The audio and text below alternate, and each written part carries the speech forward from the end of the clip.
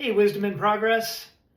Today I'm going to read a post called The Alchemy of Becoming, What Medieval Gold Seekers Knew About Becoming Human.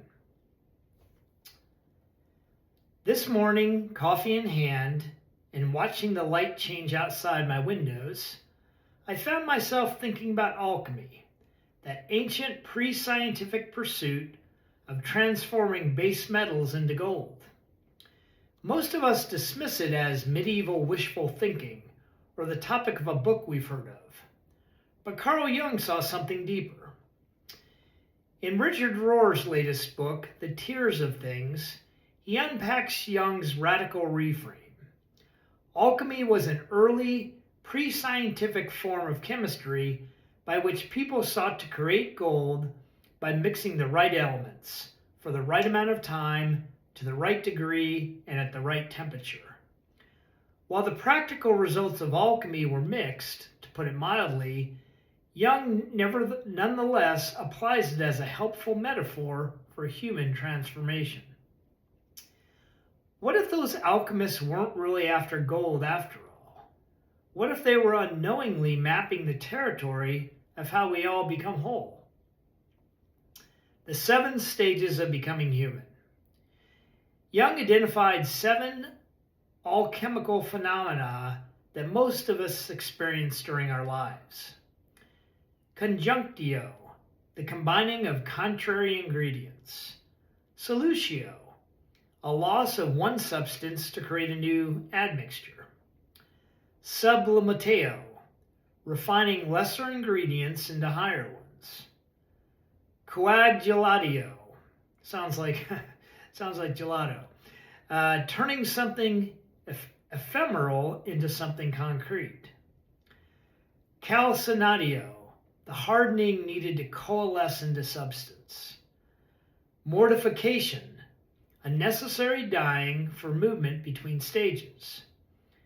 And putrefactio, changing even to the point of appearing unattractive. Reading this list, you might notice that the first 4 sound almost pleasant. Combining, refining, making concrete. But those last 3, they sound like what life actually feels like when it's changing us.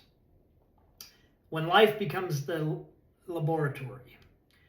Recently turning 60, I find myself living in those final phenomena. The last few years have been my own alchemical experiment.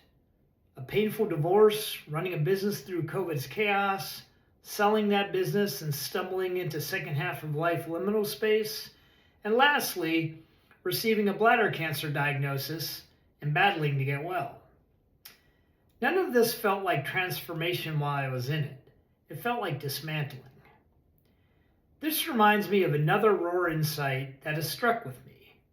Profound growth comes through great love or great suffering. We'd all choose the love path if we could, but life, it seems, is a more practical alchemist. Some hardening, dying, and becoming temporarily unattractive to ourselves is par for the course. Have you noticed this in your own life? How the changes that matter most rarely announce themselves as gifts? The courage to stay in the soup.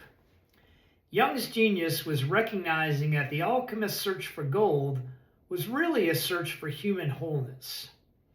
But here's the challenge Rohr identifies. We have to resist our ego's desperate need to control everything, which it loves to do. Think of the caterpillar in its chrysalis. There's a stage where it's neither caterpillar nor butterfly, just soup. Undifferentiated cellular matter figuring out how to reorganize itself into something beautiful with wings. The caterpillar doesn't manage this process, it surrenders to it. Our egos hate this stage. We want to skip the soup and get to the wings. We want to direct our own transformation, maintain some dignity in the process, maybe even look good while we're changing. But what if the soupy liminal stage isn't a bug in the system? It's the feature. What the heart knows that the head doesn't. The following excerpt from Rosemary Watala Traumer's poem seems to hit the mark.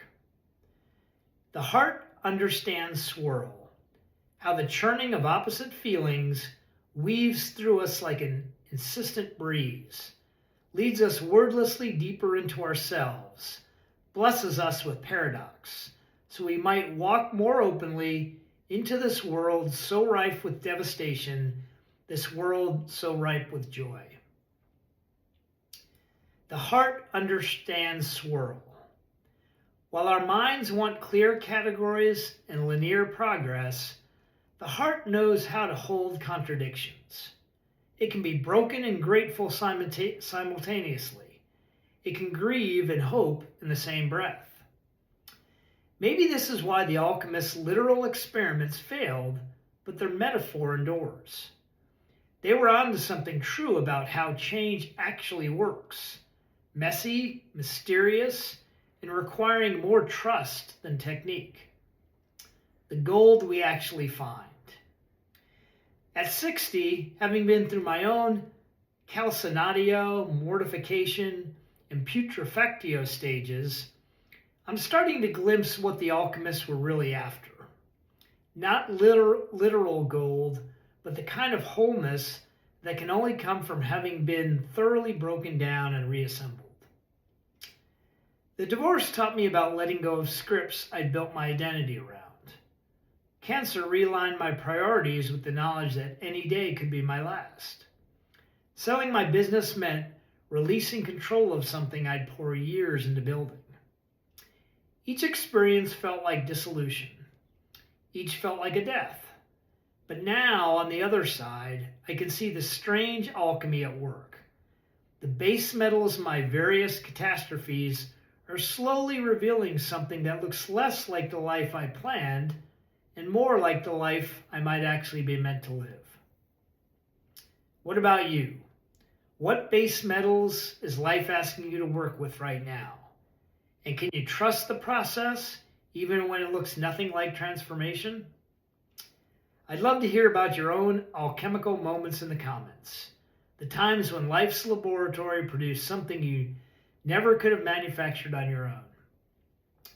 May you have gratitude, may you have forgiveness, may you have love.